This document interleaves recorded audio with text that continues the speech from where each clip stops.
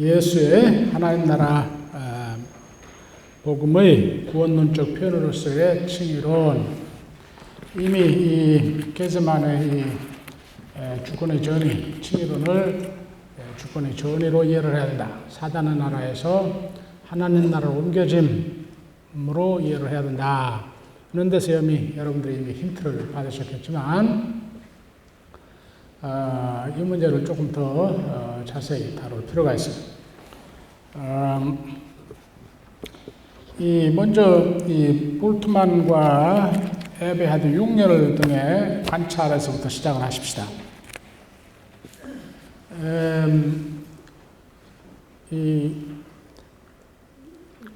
바울의 칭의로는 공고한 복음에서 우리가 살펴보는 예수의 하나님 나라 복음과 그 신앙적 내용이 완전히 일치한다. 다음과 같은 관점에서 일치한다. 이렇게 볼트만도 일찌감치 1960년대에 에베하드 6렬이 더 자세히 논증을 했어요. 예수는 믿음으로 자기에게 나오는 죄인들을 은혜로, 그러니까 율법의 행위 없이 하나님의 의로운 백성으로 영접하고 그들에게 하나님 나라에서의 영생을 약속을 했죠.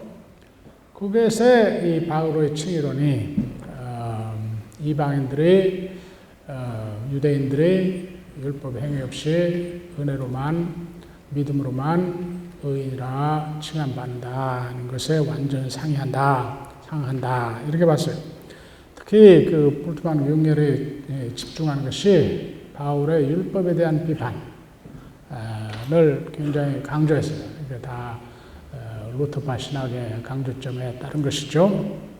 근데 여기에 좀 역설이 있는 게 여러분들 아시지만 볼트만은 바울은 역사적 예수를 알려고도 하지 않았고 그의 가르침을 전혀 반영하지 않았다. 그렇게 주장을 했어요. 그래서 역사적 예수가 어떤 분이었고 무엇인가는 별 중요하지 않고 역사적 예수가 그리스도다. 그리스도가 우리에게 어떤 구원을 가져오나 그 캐리그마에만 우리의 신앙과 신학에 집중해야 된다. 그런 신학을 하는 사람으로 유명하죠. 근데 바울이 역사적 예수도 알지도 못했으려니와 역사적 예수를 무시하기까지 했는데 어찌하여 바울의 구원론의 중심인 칭의론이 예수의 하나님 나라 복음과 이렇게 일치하지? 그래서 내가 볼트만이 정말로 이 기적을 믿는 사람이구나. 이 기적 아닙니까? 바울이 역사적 예수에 대해서 전혀 관심도 안 가지는데 어떻게 가르침을 똑같이 하게 됐지? 이 사람이 기적을 믿는 사람이구나. 내가 그렇게 생각합니다. 근데 사실은 이 바울의 칭의론이 예수의 하나님 나라 복음과 지금 볼트만이나 6렬이 관찰한 것보다는 훨씬 더 깊은 의미로 상응을 해요. 그래서 우리가 좀 살펴보려고 해요. 바울은 하나님 아들 예수 그리스도가 우리를 종말에 하나님의 진로로부터 구속한다.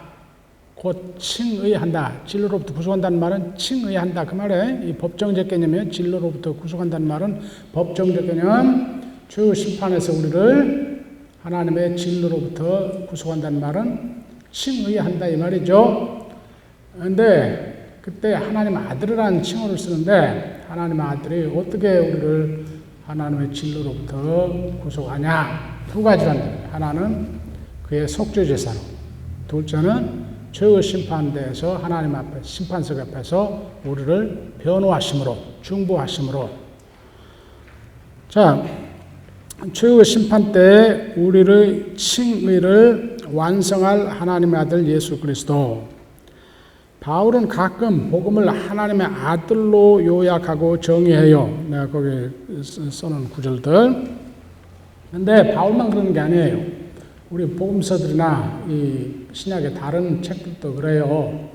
마가복음 1장 1절 하나님의 아들 예수 그리스도의 복음이라. 마가복음 제일 끝에 클라이맥스에서 십자가에 달린 그리스도를 보고 예수를 보고 백부장이 모든 열방을 대표해서 뭐라고 고백해요? 저분은 과연 하나님의 아들이다. 이런 걸 뭐라고 그래요? 숨이 쌍관이라고 그러지? 마가복음에 하나님의 아들 예수 그리스도 복음이라 열고 15장 39절에 인류를 대표해서 백부장이 그를 하나님 아들로 고백하는 걸로 이 복음의 클라이맥스에 이른 저 요한복음도 20장 30절 31절에 뭐라고 이것을 쓴 것은 너희가 예수를 그리스도로 하나님 아들로 알도록 믿도록 하기 위함이다. 하나님 아들. 마태복음도 마찬가지. 그래서 히브리서도 마찬가지. 히브리서 1장이 가장 기본인데 전에 선지자들 통해서 하나님께서 조각조각 다양하게 계시하셨는데 이 종말에 그의 아들을 통해서 온전히 계시하셨다. 히브리서 전체 명제 하나님 아들을 통한 온전한 계시와 온전한 구원 그 논지가 4장 14절에서 16절까지 조금 더 부연이 돼요. 요한계시록은 그걸 그림으로 표현해. 요한계시록의 중심장은 4장과 5장이에요. 하늘에 어좌, 하나님의 어좌의 높임. 4장에 하나님이 어좌에 앉아 계시고 사생물들과 24장로들과 천천의 장로들이 천사들이 예배하는데 하나님이 어떻게 세상을 통치하시고 구속하시냐. 5장 그의 아들 예수 그리스도가 그 어좌에 함께 앉아서 하나님의 통치를 대행해. 어떤 모습으로? 죽임당한 어린 양의 모습으로. 그걸 잘 이해를 해야 돼. 요한계시록을 제대로 이해하려면. 자, 그래서 이 바울만 이 복음을 하나님 아들로 요약하고 정의하기를 좋아하는 게 아니고 신약이 대체로 그러는데 바울에게 있어서 아주 재미있어요. 이걸 보면은. 먼저 많은 학자들이 대다수의 학자들은 바울 서신, 우리가 지금 가지고 있는 바울 서신들 중에 데살로니가 전서가 제일 먼저 쓰여진 서신이라고 봐요. 일부 소수, 그러나 아주 작은 수가 아니고 상당히 많은 소수는 소수인데 그래도 꽤 많은 사람들은 갈라디아서가 우리가 가지고 있는 바울 서신들 중에 제일 먼저 쓰여진 걸로 봐. 제 스승 에프 브루스는 그걸 굉장히 강조했어요. 그래서 그분의 제자들은 다 그렇게 믿어요. 나도 그렇게 믿어.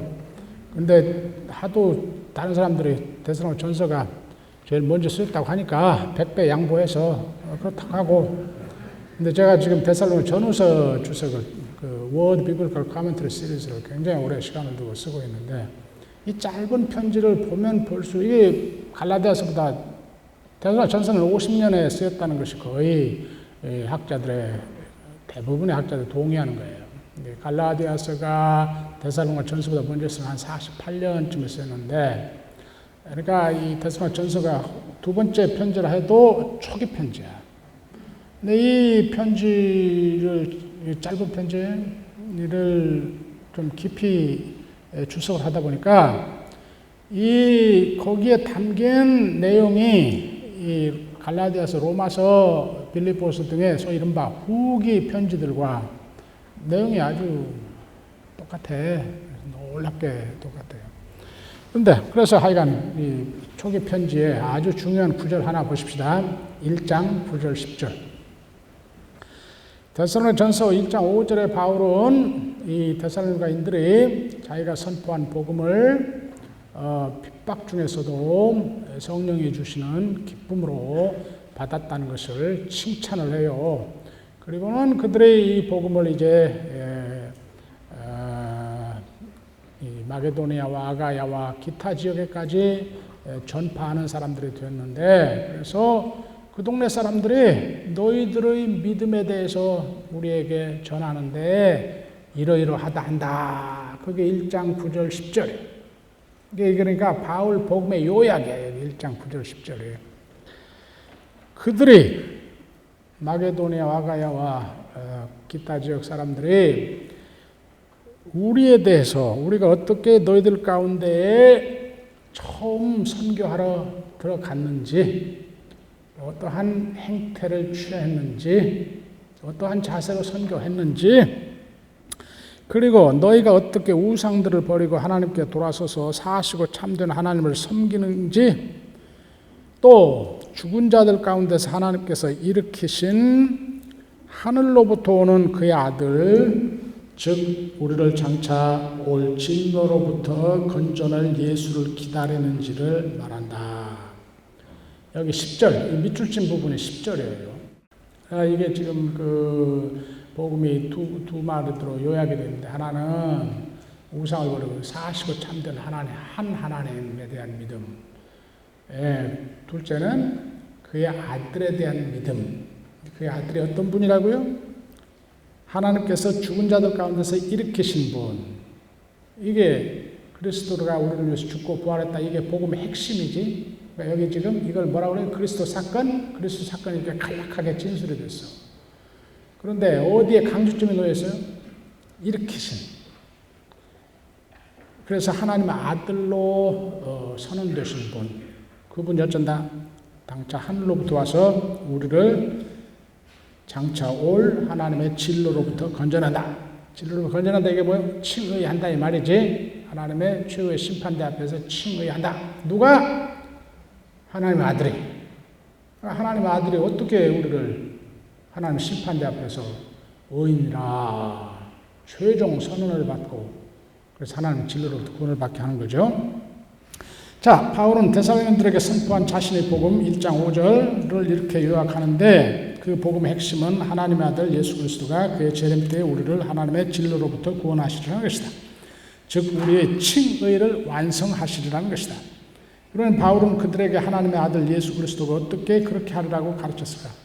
아까 슈바이처 같은 사람들은 그 뒤를 따라서 지금 대부분의 학자들은 칭의로는 갈라디아서, 로마서, 필립보 3장에만 나타나지 다른 편지 안 나타난다 그러는데, 이 사람들이, 서양 사람들이 문제가 있어요. 이 사람들의 소위 그 원자 분석식 그 해석. 칭의란 말이 안 나오면 칭의론이 없는 거예요. 그런데 여기 하나님 진노로부터 구원한다는 말이 그게 칭의지 뭐야 그러면은, 이런 걸 뭐라고 그러면, 내가 이름을 지었어. 이런 게 눈에 보이지 않는 것은 없다고 믿는 사람들을 뭐라고 그래요? 실증주의자라고 그러지? 이 실증주의적 원자, 우리말로 뭐라 해요? 영어로 atomistic exegesis라고 그래. 그래서 바울 신학의 전체 맥락에서 어떤 구절들을 보려고 하고, 그 속에 함축된 말, 행간의 뉘앙스를 보려고 않고, 거기에 문자로 써 있어야만 나오는 거예요. 써 있어야만. 거기 칭의란 말이 여기 어디 있어야 되는데 이 구절이 없네. 그러니까 칭의론이 없다는 거예요. 저기 있다 3장 13절에 하나님의 재판석 앞에서 흠없는 자가 된단 말이 나와. 그게 칭의지 뭐야. 책망할 것이 없는 자가 된단 말이에요. 그게 칭의지 뭐야 그러면은. 이 서양의 학자들의 문제가 있어. 그러나 열심히 지적해요. 나 서양 사람 아니까 참 좋다고 그런 거 지적해요. 네. 바울의 핵심은 하나님의 아들 예수 그리스도가 그의 재림 때 우리를 하나님으로 진로로부터 구원하시는 것이다. 즉 우리의 칭의를 완성하리라는 것이다. 그러면 바울은 그들에게 하나님의 아들 예수 그리스도가 어떻게 그렇게 하리라고 가르쳤을까? 내가 지금 이 주석을 쓰면서요, 여러 전에 쓰여진 주석들을 참조하는데, 이 질문을 한 사람은 딱 하나 봤어. 주석가 하나. 하워드 마셜. 그리스도가 우리를, 하나님 아들을 장차 올 하나님의 진로, 그러니까 최후 심판대에서 진로부터 구속한다. 그런데 주석가들은 되게 그렇다고 썼다고만 하고 넘겨. 진로가 무엇이고 뭐 어쩌고저쩌고 이런 걸. 근데 어떻게 해서 그렇게 했을까? 이걸 질문한 사람 딱 하나, 하워드 마셜. 그런데 거기에 실마리가 데살로니가 전서에 다 주어져 있어. 어떻게 가르쳤나? 왜? 데살로니가 전서 4장 14절과 5장 9절 10절까지의 이 짧은 편지에 두 번 그리스도의 죽음과 부활, 이 그리스도의 사건에 대한 그 언급이 있어요.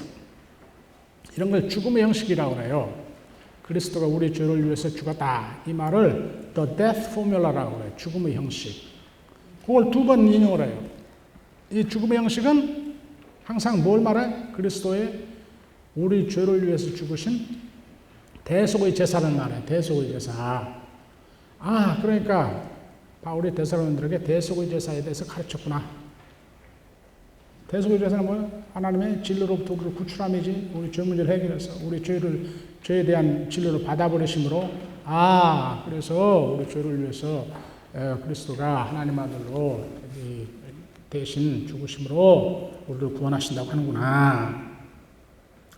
그러고 보니까 로마서 5장 8절 10절에도 거기서 여러분들 로마서 5장 8절 10절 펴시면 거기 8절과 9절 전반부 그리고 10절 전반부 세 곳을 보시면 무슨 칭호가 나와요? 거기 하나님의 아들의 죽으심 또는 하나님의 아들의 피, 하나님의 아들이라는 칭호가 나오죠. 우리가 어쩐다고요? 그 하나님의 아들의 피 또는 죽음으로 의롭다함을 받는다는 말이 나오죠. 네? 그러게 여기 데살로니가전서 1장 10절이 그렇게 통하는구나. 하나님 아들의 죽으심, 대속의 죽으심, 피 흘리심. 그러고 보니까 갈라디아 4장 4절 5절도 그러네. 하나님 그의 아들을 보내신 것은 우리를 속량하기 위해서, 율법의 저주로부터 속량하기 위해서. 율법의 저주가 뭐요? 하나님의 진로지. 로부터 속량하기 위해서. 그러고 보니까 로마서 7장 24절, 8장 4절에 똑같네. 그러고 보니까 또 어디? 로마서 8장 31절, 34절, 최후의 심판석 앞에서 그리스도가 우리를 중보하는데, 뭘로 중보한다고요? 그의 우리를 위한 죽으심을 통해서. 32절. 전방, 그 아들을 아끼시지 않고 내어주신 그리스도의 그 죽으심을 통해서. 그 다음에 34절 후반부. 그의 죽으심으로. 그래서 이 대속의 제사로. 그래서 이걸 이 고린도 데살로니가들에게 죽은데 여기 1장 10절에 죽은 자들 가운데서 일으키심, 그 죽은 자들이 그걸 그리스도의 죽음을 암시하는데 그게 그 소리구나. 두 번째로 그리스도가 어떻게 우리를 하나님 진로에서 하나님 아들로서 건져내? 그의 중보하심으로, 하나님 아들로서 중보하심으로 죽은 자들로부터 일으키신 하나님의 아들, 그 일으키신 하나님의 아들. 예수의 부활이 하나님께서 예수를 죽은 자들 가운데서 일으켜 자신 우편에 앉혀 자신의 통치를 상속받도록, 즉 자신의 주권을 대행하도록 한 사건이다. 그래서 이 하나님 우편에 앉단 말은 옛날 근동의 궁중의식에서 왕의 우편에 누가 앉아요? 그 왕권을 대행하는 자가 앉아. 그래서 예수가 하나님 아들로서 하나님 우편한다. 그러면 아들이란 말은 아까 얘기했죠. 기본적으로 이 관계적 개념이에요. 상속자란 뜻이에요. 상속자. 하나님의 통치를 상속받아 대행하는 분으로, 그림으로 말하면 우편에 앉은, 칭호로 말하면 하나님 아들, 상속. 그래서 하나님 아들로서 하나님의 통치를 대행하다. 이 예수의 신분, 하나님 통치를 대행한 자로서 신분을 말할 때는 하나님 아들 칭호. 그 대행 자체, 행위에 초점을 맞출 때는 주라는 칭호를 써. 주. 예수가 하나님의 주권을 행사하신다. 그래서 주와 하나님 아들은 통하는, 하나님 통치를 대행한다는 점에서 공통적인데, 어디다가 초점을 맞춰? 하나님과의 관계를 주로 할 때는 하나님 아들이라는 칭호를 쓰고, 그 대행하는 행위 자체에 초점을 맞추는 주라는 칭호를 써요. 주라는 칭호가 훨씬 많이 나오고 하나님 아들이라는 칭호는 바울이 좀 드물게 써. 아껴서 써. 중요한 신학적인 논점에서 써요. 자, 그래서 일으키신 하나님 아들. 그래서 이 하나님께서 자기 우편에 높여 이 부활을 그렇게 해석하네요. 어디 무엇에 따라? 시편 110편 1절의 성취로 봐서. 그래서 주 예수 그리스도, 그게 이제 우리가 자세히 볼 로마서 1장 3절 4절에 제일 잘 나타나는데, 그 주께서 하나님 우편에서 뭐 하는 거예요? 주의 심판 때 로마서 8장 34절 후반부 뭐예요? 그가 우리를 위해서 중보한다 이 말이에요. 중보한다는 말, 요새 말로 하면 변호한다는 말이에요. 변호. 우리를 변호해요. 이 사람 의인입니다.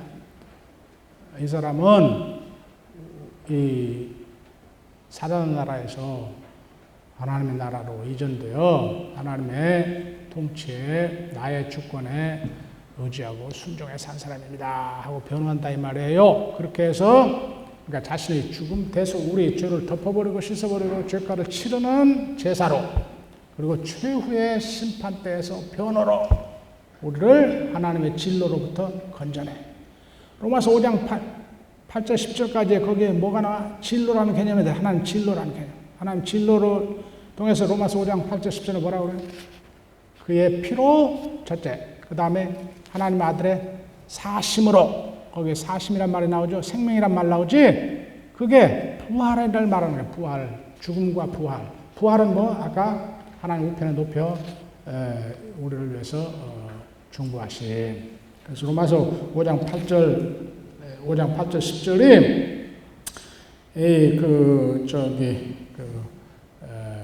로마서 8장 31절 34절과 놀랍게 내용이 같고 데살로니가전서 1장 10절과 놀랍게 내용이 같아요. 똑같은 게 데살로니가전서 3장 12절 13절에도 쓰였고 고린도후서 1장 6절 9절에도 쓰였어. 똑같은 게.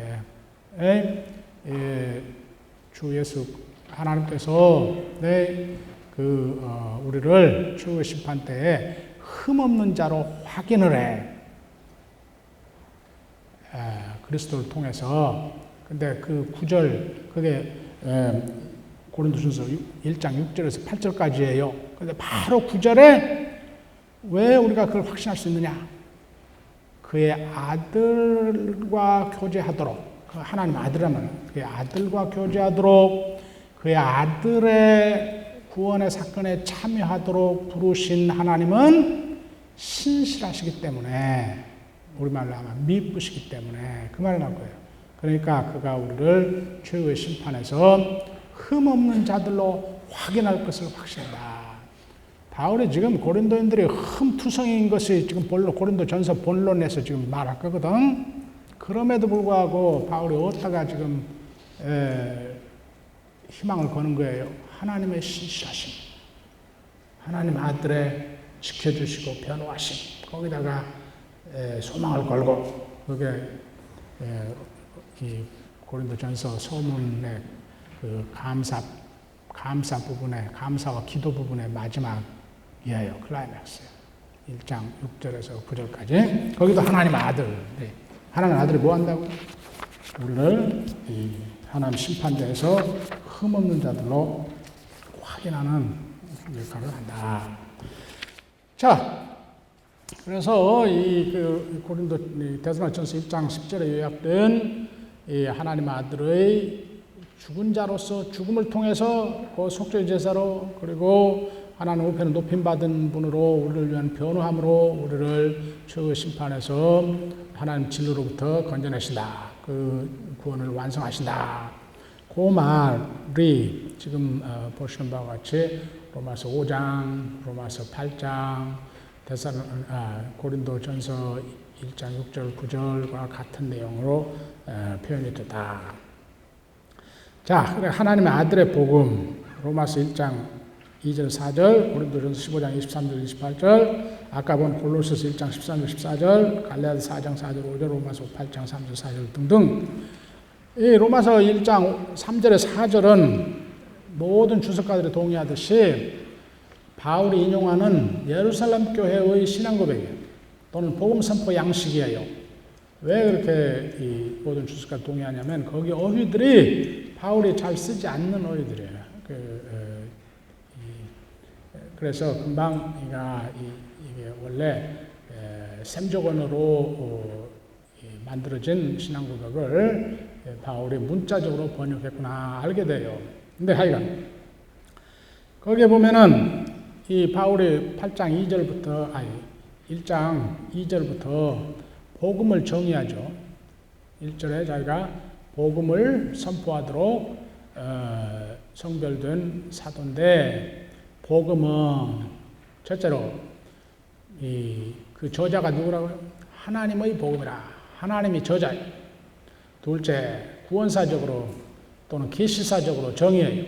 선지자들 통해서 성경에 미리 약속하신 것을 성취라.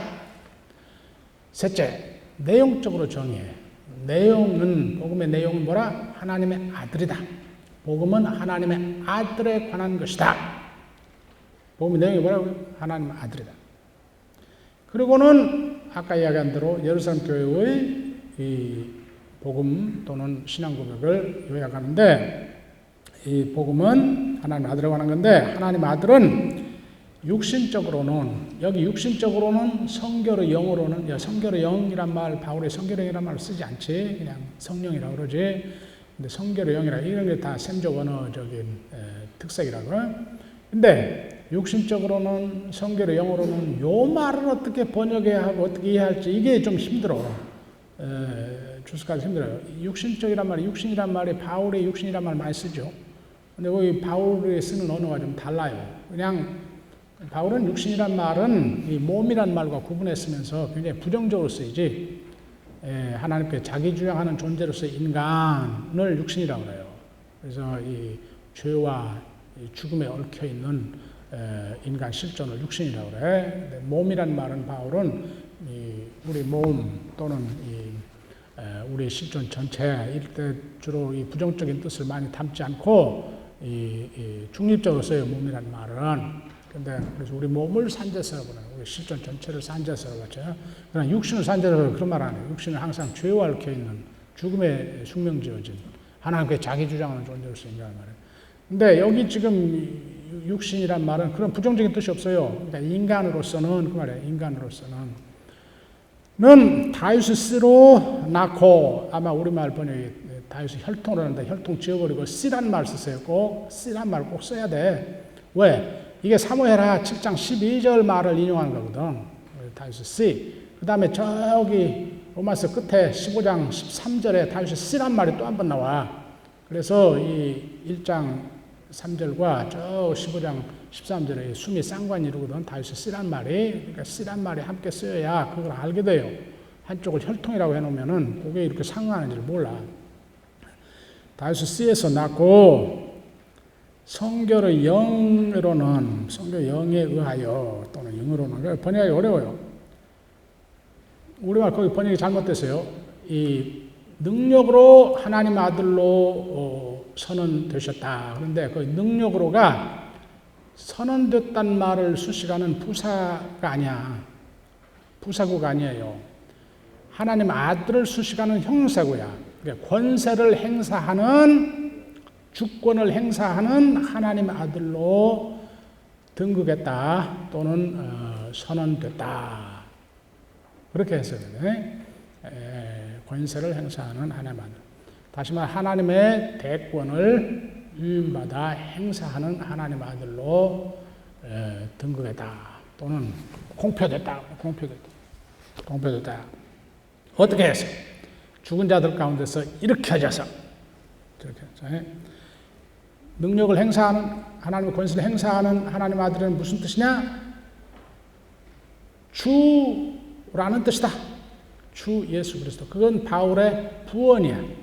바울의 부언, 바울의 부연 설명이에요. 주란 하나님의 권세를 대행하는, 하나님의 주권을 대행하는 분이 됐다, 그 말이다. 복음은 하나님 아들에 관한 것인데 그분은 육신적으로 다윗으로 탄생하셨고 성결의 영으로 죽은 자들 가운데서 일으켜져 권세를 행사하는 하나님 아들로 선언된 분이시다. 즉 우리 주 예수 그리스도시다. 다윗의 15장 12절과 숨이 쌍관을 해요. 그러니까 이 로마서는 이 구원론적으로 복음을 전개하는 편지예요, 주로. 그래서 기독론적으로 전개하는 게 좀 많이 강하게 나타나지 않아요. 그런데 이 로마서 1장 3절부터 15장 12절까지 지금 바울이 강해하는, 주로 칭의론적인 범주로 강해하는 이 구원이 예수가 다윗의 씨로 곧 메시아로 하신, 메시아로서 하신 구원이다, 그 말이에요. 메시아로서 하신 구원이다. 그래서 거기 숨이 싼 거야. 이 본문 1장 3절 4절은 나단의 신탁 전승을 반영하는 거예요. 나단의 신탁 전승은 사무엘하 7장 12절 14절까지 나오는 선지자 나단이 다윗에게 전달한 하나님의 계시의 말씀이야. 그래서 하나님의 이 말씀이라, 그 신탁이라고 해요. 신탁, 오라클.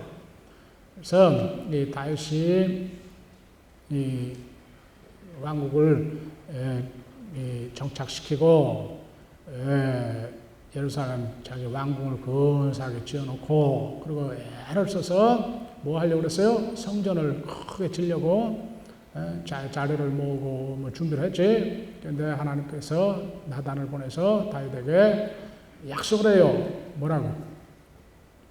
너의 수가 다하면 내가 너의 씨를, 자, 씨, 씨란 말이 중요해. 씨를 일으켜서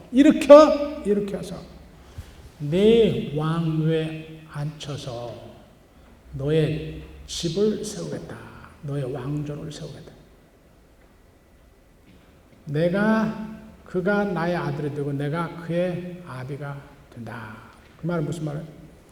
이스라엘의 왕이 누구예요? 하나님이지. 응? 하나님의 언약 관계, 하나님이 왕이시고 이스라엘 그의 백성이고, 하나님이 아버지시고 이스라엘 그의 자녀고, 하나님이 목자이시고 이스라엘 양떼. 이 언약의 관계를 설명하는 그림 언어 짝들이지. 하나님의 신랑이고 이스라엘 그의 신부군에, 하나님이 농부고 이스라엘이 가꾸는 그의 포도원이고, 이런 게 다 언약의 관계를 그려주는 하나님 노릇해 주심을, 왕 노릇해 주심, 아빠 노릇해 주심, 그 신랑 노릇해 주심, 농부 노릇해 주심. 우리가 제일 잘 아는 시 23편 1절. 야훼가 나의 목자이시다. 이 언약 신학에 근거한 신앙 고백이지. 그 시 전체의 내용 그 한마디에 들어있지. 야훼가 나의 목자이시다. 그러므로 그가 나에게 하나님 노릇해 주셔, 목자 노릇해 주셔. 하나님 노릇해 주심을 목자 노릇해 주심으로 그리는 거예요. 그 시 23편이죠. 그러니까 내게 부족함이 없다. 내가 부족함이 없는 게 아니라 내게 부족함이 없다. 이런 때도 부족함이 없고 저런 때도 부족함이 없고, 사막 음침한 골짜기를 갈 때도 부족함이 없고, 원수에게 쫓겨나 쓰는 사막에서도 부족함이 없어. 그게 주 시 23편이죠. 그런데 이스라엘 왕이 하나님이죠. 그러니까 그 언약의 관계를 그리는 그림들 짝 중에 하나가 하나님의 왕이시고 그의 이스라엘 그의 백성이라는 거예요. 그런데 하나님께서 어쩌세요? 다윗을 자기 왕권을 대행하는 자로 세웠어. 그러니까 다윗이 뭐라? 하나님의 아들이지. 하나님의 왕권을 상속받아 대행하는 거예요. 다윗 다음에는 그럼 어떻게 되는 거예요? 다윗, 사울을 하나님 먼저 세웠다가 때려치고 다윗을 세웠잖아요. 그 다음부터는 어떻게 되는 거지? 하나님이 약속하는 거야. 나단을 통해서. 내가 씨를 일으켜서 내 왕에 앉혀서 내가 그의 아비가 되고 그가 내 아들이다. 그가 나의 왕권을 상속받아 대행하는 나의 아들로 삼겠다. 여기 중요한 말들. 너의 씨를 내가 일으켜서 나의 아들로 삼는다. 여기 지금 로마서 1장 3절 4절 아니야? 그리스도가. 자, 그래서 그로 하여금 나의 왕권을 대행하게 하겠다. 그런 말이에요. 그래서 내가 너의 집을 세운다. 다윗 왕조를 세운다. 그 말이에요. 그리고 그가 나를 위해서 집을 지키게 하겠다. 성전을 지키게 하겠다. 집이 두 번 나오는 게, 하나는 다윗 왕조, 하나는 성전. 솔로몬이 그래서 그 약속대로 다윗으로 하나님의 일으켜져서 다윗 왕에 앉혀 하나님의 왕권을, 그의 백성에 대한 왕권을 대행했지. 그리고 하나님을 위한 집을 세우고 그 다윗 왕조가 성립이 됐지. 다윗 왕조, 다윗 집안이, 다윗 가문이. 근데 솔로몬을 정점으로 이스라엘의 다윗 왕조가 어땠어요? 남북조로 갈리고, 북조는 금방 다윗 왕조는 끝나버리고, 남조 유다는 더럽게 지탱이 뜨다가 어떻게 나중에 다 바빌론 포로로 가가지고 다 끝났지? 그럼 어떻게 되나? 포로 이후에는 이 나단의 신탁이 하나님께서 종말에 다시 한번 성취할 약속으로 이해가 된 거야. 여기서 이스라엘의 종말론 사상, 메시아 대망이 나오는 거야. 그래서 하나님께서 다시 한번 다윗의 씨를 일으키라. 그래서 메시아가 누구야? 다윗의 씨야. 다윗의 아들이야. 아예 다윗이야. 다윗의 가지야. 다윗의 순이야. 이런 게 다 메시아 칭호들이에요. 여기 다 여기서 나오는 거야. 그러니까 여기서 다윗이란 말이에요. 예수가 이 다윗 왕조를 성립시킨 나단의 신탁의 종말론적인 성취로 메시아로 났다. 그 말이에요. 여기 다윗으로 났다.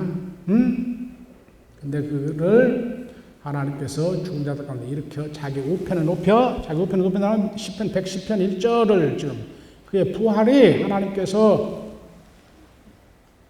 이 야훼께서 내 주께 말씀하시되 내가 너희 원수들을 내 발등상 되게 할 때까지 내 우편에 앉으라 하셨다.